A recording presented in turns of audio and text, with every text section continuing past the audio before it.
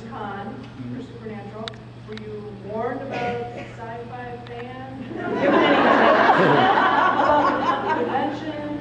Well, it's actually my second convention in 32 years. Because as somebody mentioned, I was on a TV show when I was 11 called Galactica 1980. Okay, I remember that. I played Dr. Z. The pilot episode had Oliver, I want to say Oliver Twist, Robbie Wrist, who was Oliver in the Brady Bunch, remember him? Yeah. Remember? Yeah, I remember. And he had done this pilot, but they wanted the little kid to be English. So I had been doing a little play in North Hollywood where I played the little kid in the end of Christmas Carol, where Scrooge says, you know, go get a goose for me, young man. I go, please, sir, please, sir. You know. And so I was doing Dr. Z, and I went to Nashville in 1980 and for Southern Con. And on stage with me that night was Anthony Daniels, C3PO. Okay. And I can't actually say his name without doing it. Dave Prowse and Peter Mayhew. Wow. Peter Mayhew's 8 feet tall. They had just released Empire Strikes Back. So I knew a little bit about the sci-fi fans.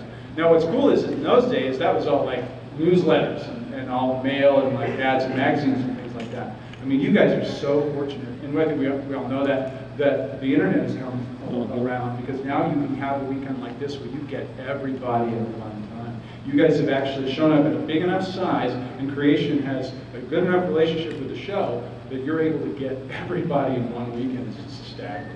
So, yeah, I'm prepared. I'm a grown man. I got boundaries. Thanks for asking. Yeah, hi. I always wondered what the criteria for Leviathan to speak people to replace was, like Theory, for instance, from the Food Network. And could you also confirm whether Gwyneth Paltrow and Fred Savage are also Leviathan?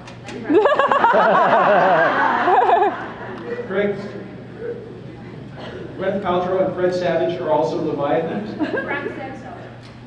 Who said that? Frank. Yes, well then I can definitely confirm that that is the case. Also, Robbie Wrist.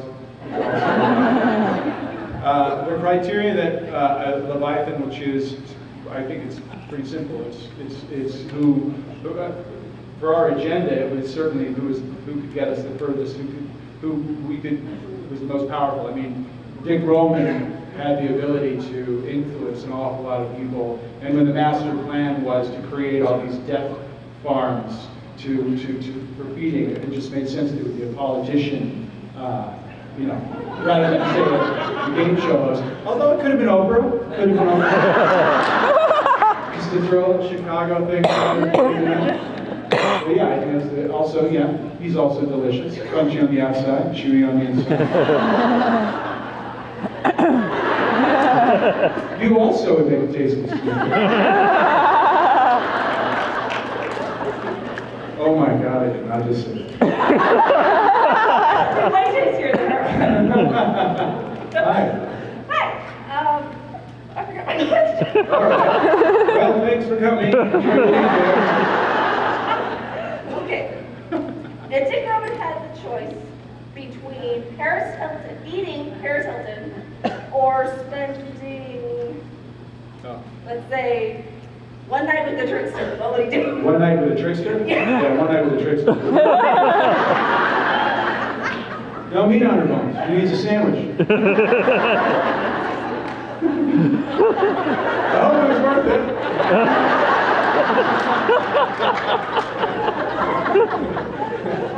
Hi, Jane. I'm Joy. Hi, Joy. And I have met Eric Briggs. Yes, he's in very great shape. You remember Eric Briggs? Yeah, I've met him. Oh, you met him? Yes, he's in very great shape. Kind of have a lame question, but I was just wondering, I did watch you when we were in All My Children, so I was excited when you were coming on as Dick. Oh, great. And on Supernatural, and I was kind of wondering, did they ask you to come, like when they were going to be canceled, they asked you to come back, or if they didn't, would you like them to road you in, and how did you feel about it being canceled? Well, the question is actually, how do I feel about All My Children being canceled? The truth of the matter is that it's just such a sad state that it just sort of, they went down a cul-de-sac. These guys are making a lot of money on a show that just wasn't generating that much money anymore. And it was just sad to see it sort of go the way of the dinosaur. The show that replaced it was called like The Chew. Costs a fraction. Yeah, it's costs a fraction of what it costs to produce. You know, all my children used to cost something like $40 or $50 million a year, and most of that was Erica Keene's salary. So it was sad. And I know a lot of people that have considered themselves lifers on that show, meaning they didn't have any other skill set. They just sort of went that way. It's been a frightening thing because, you know, Michael Knight, who plays Dad, he's the godfather of my second-born son, Colin, and Colin Michael, is my son's name. And watching these guys try to find their feet has been kind of difficult. You know, they're not used to doing regional theater.